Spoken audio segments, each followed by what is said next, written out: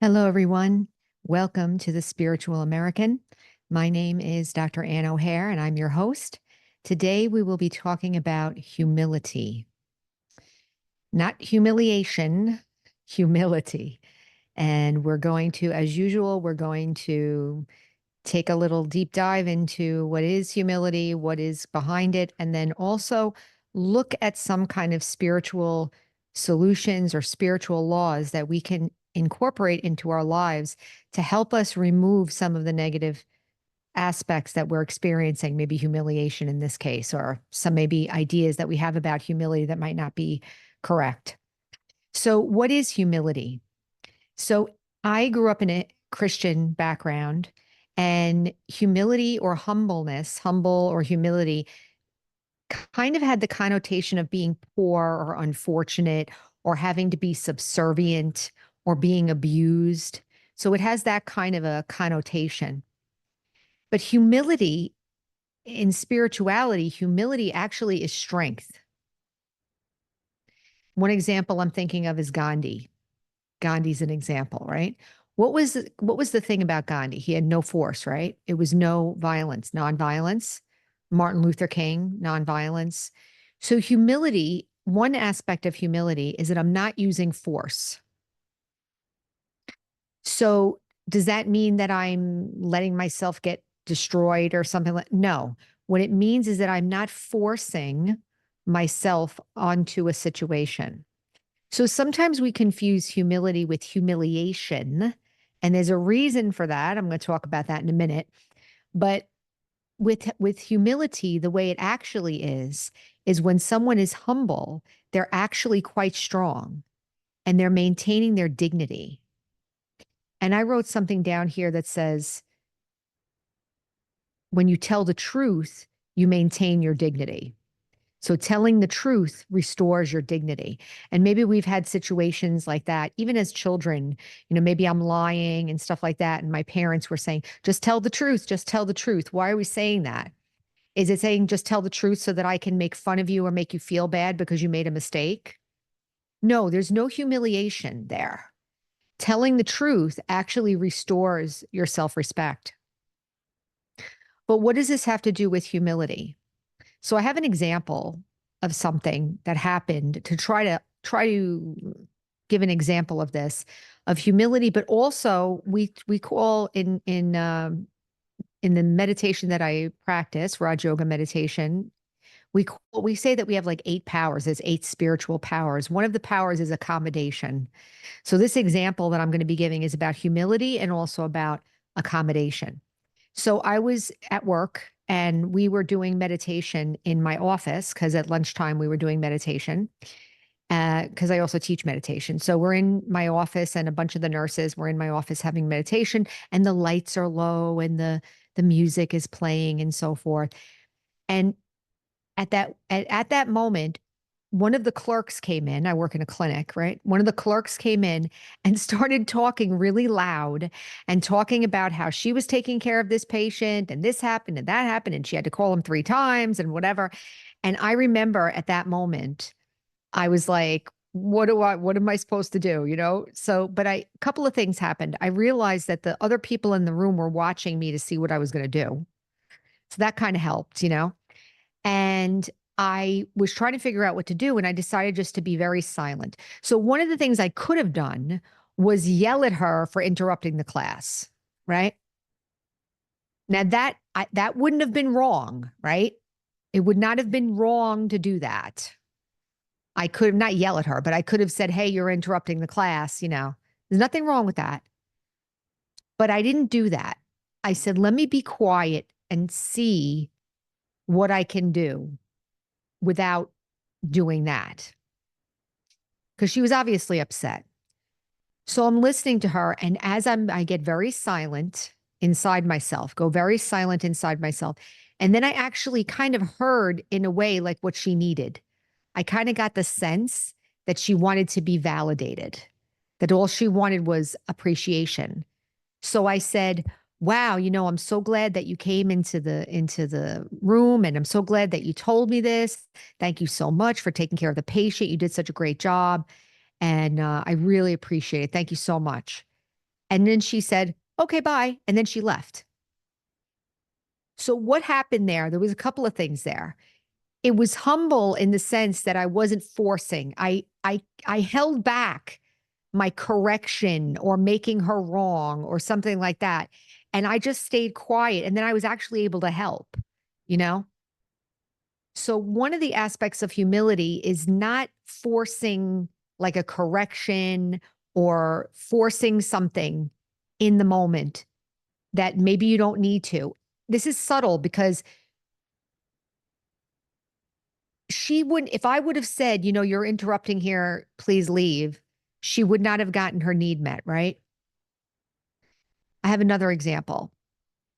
I was sitting at a table once in in a room. These were all people who meditate, but I was sitting in the cafeteria in the dining room, and one person was sitting there, and she made a mistake, like she misspoke a word, like she said something wrong, like incorrectly, and I didn't correct her.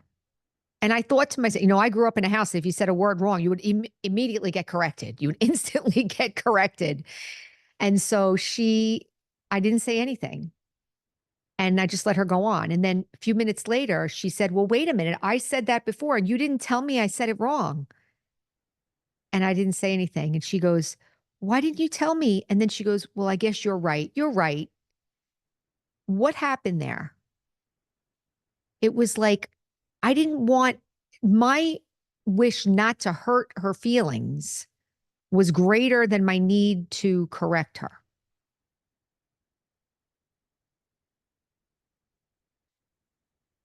I would call that an example of humility to a certain extent, because when you're humble, you're not allowing the forceful personality traits that you have, forceful, correcting, insensitive, things like that.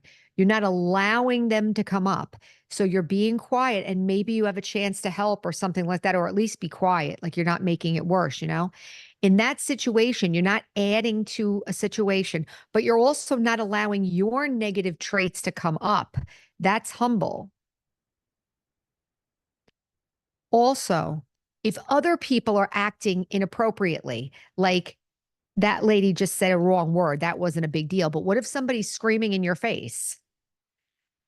Can I still be humble? Can I still not react? Can I still be quiet and can keep my dignity?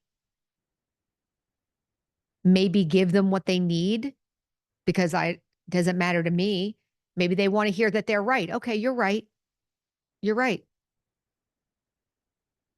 You're right. Now, what I'm talking about now, let me do a little disclaimer here. What I'm talking about is not when you're in a severely abusive situation. Not talking about that. When you're in an abusive situation where boundaries need to be set, I'm not saying don't do anything, let the person get away with this or that. That's not what I'm saying. I'm talking about middle ground situations where maybe in the past I had been forceful or reactive or things like that. Or maybe I would be unwilling to admit that I'm wrong or unwilling to see somebody else's point of view. So admitting that I'm wrong, honestly, genuinely, seeing someone else's point of view, allowing them to maybe experience themselves to be validated while I don't need to be validated, that's humility. I'm not forcing myself on anybody.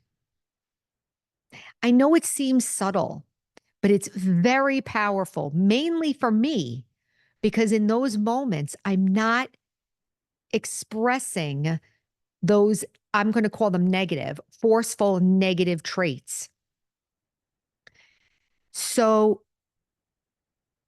the other thing is, why do we sometimes fight and why do we sometimes get forceful and why do we sometimes react and why do we do that? In another episode, we were talking about trust, and we were saying that one of the ways that we can build up power is to give away our power, like give away our good feelings. Like if I feel happy, I can imagine that I'm giving happiness to the rest of the world, and that will help me feel more secure. In this case, To be humble, I need to have a lot of self-respect and a lot of self-regard for myself. I need to believe that I am good and that I can withstand whatever it is I have to deal with. So I have another example of this. So in the organization that I'm in, this meditation organization, and by the way, it's called the Brahma Kumaris, and the information is in the description of the videos here on YouTube. One of our seniors, and this is somebody who was practicing for many, many years, so maybe 60 years, very powerful person. Anyway, someone was in front of her, like yelling in her face. And everybody was watching. There was a bunch of people around her, and the person was complaining and blaming her and everything. All this negativity was coming at her. And afterwards, the other people that were around went up to the senior and was like, "What were you thinking?" Like, she didn't say anything. She just smiled, like a natural smile, not like a fake smile, but like a natural smile while the person was talking to her. Didn't say much. And, the scene finished. And then afterwards, they came up and said, "What were you thinking about? What were you doing?" And she said, "I was just checking my own powers." So, what was happening in that moment? She didn't feel the need to react. She didn't feel the need to fight. She just stuck with herself. I'm just staying with myself. So, one aspect of humility is that you're staying with your own self. You're staying with your self respect. You're not allowing the negative personality traits to come up. Okay. Another aspect of humility is, I mentioned it before, telling the truth about yourself. And that's where the fear of humiliation comes in. Maybe in the past, whenever I had an opportunity or it was called for me to tell the truth about myself, I was met with a reaction that was less than loving. Is that fair? Maybe if I had to say that I did something wrong or whatever, I was met with anger, or I was met with disdain, or I was met with an unloving attitude. And maybe that in that moment, I decided, you know what? I'm not going to admit that I'm wrong, or I'm not going to show my weaknesses, or I'm not going to whatever. But humility also means that I feel strong enough in myself to tell the truth about myself to whoever it is necessary. And sometimes it means you have to be wrong in the face of your enemy, let's say, for instance. Sometimes you have to, like, I can't think of an example. I don't have an example right now off the top of my head, but there have been times where I have had to admit that I'm wrong to the person that I've been hating. This is one of the things about spirituality, and I'll probably leave this as one of the final points, is that the deeper you dig in yourself. On one hand, you have to admit, and this is where humility comes in, personal power and humility. I'm admitting that I felt this way. I admit that I really didn't want it to work out, or I really wanted that person to be hurt, or I really wanted that person to fail, or I really didn't care. I said I cared, but I really didn't. If I tell the truth about that to myself and maybe admit it to another person, I'm releasing the shame and the hiding and the humiliation factor.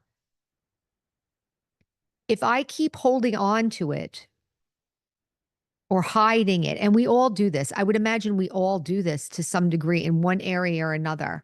We've learned subtly, like, this is okay to be like this, but it's not okay to be like this. So we build up these little things that we're hiding about ourselves. I mean, there's this thing called guilty pleasures. Why do we have that word? I'm ashamed that I'm watching a video, or I'm ashamed that I'm watching a TV show, or I'm ashamed of whatever. Why am I ashamed of just being myself? I mean, that's not to say that you get carte blanche and you do whatever. I'm talking about middle road people here, people who are successful, people who live a good life, I'm not talking about like way extremes here. We're talking about people who are doing well, but we're looking to do even better. So today, when we talk about humility, let's look at a couple of things to take with you for the homework for this episode. Number one, do I always have to correct or be forceful or react in a situation? What would happen if I didn't? Maybe I could try it once. Maybe I could try to be silent and listen and see if I can maybe help, or at least not allow the negative of my own personality to come up. That's a huge step forward, by the way, in spiritual progress. If I'm able to stop myself from manifesting the negative parts of my personality in the moment, that's a huge step of progress.